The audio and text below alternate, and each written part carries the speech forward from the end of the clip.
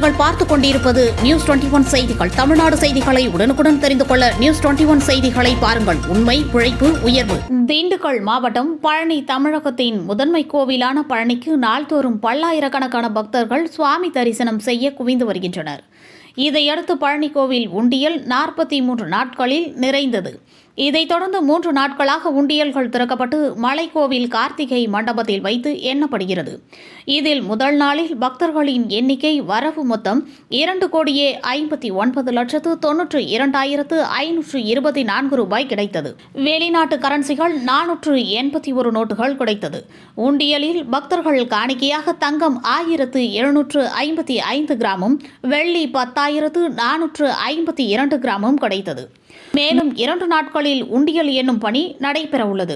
உண்டியல் எண்ணும் பணியில் திருக்கோவில் பணியாளர்கள், வங்கி ஊழியர்கள், கல்லூரி மாணவிகள் என சுமார் 500க்கும் மேற்பட்டோர் கலந்து கொண்டனர்.